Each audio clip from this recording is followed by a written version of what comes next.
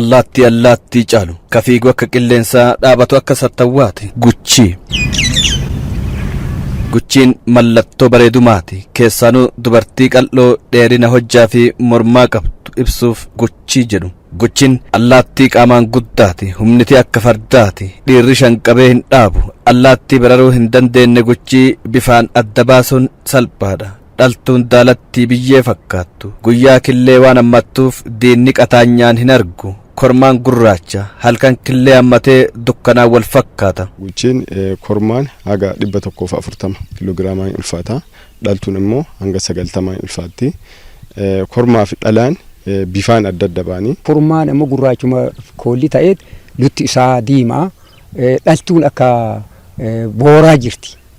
Akka booraa jirti akkasiin adda wal fuudhamu. Yeroo waan isaanii tuqanii malee isaan nama tuqanii gin humna qabanii wanta isaanii namni shanii qabee isaa humnaan akka horii qabanii hin danda'anii nama shanii baadhateetuma fiiga.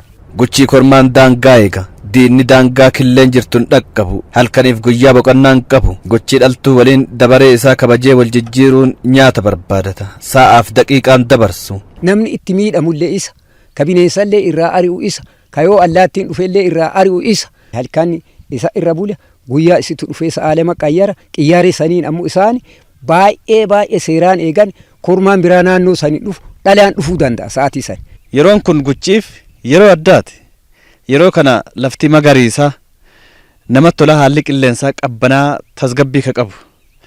Kanarraa guchiin waggatti yeroo takka killee buufti yeroon sun ammoo amma ganna. Ogeessi turizimii obbo Mustafaa Deebisoo akki jedhan ganni gaachena guchiiti nyaataa dhugaatii sonaan argatu fandalalanii hormaata hamilu ji'a gannaa keessa guchiin ilmaan horti. Iddoo killee isaan itti buusan kormatu filataafi jechuudha. Naannoo isaan kormaa fi dhalaa tokkicha qofatu eegaa mo'ataa jechuu kaawwan dhoggeeti iddoo san kontirool godha yeroo san haga isiin buufteeti fixee irra taa'uu jalqabanii naannoo san wajjumaan eegan.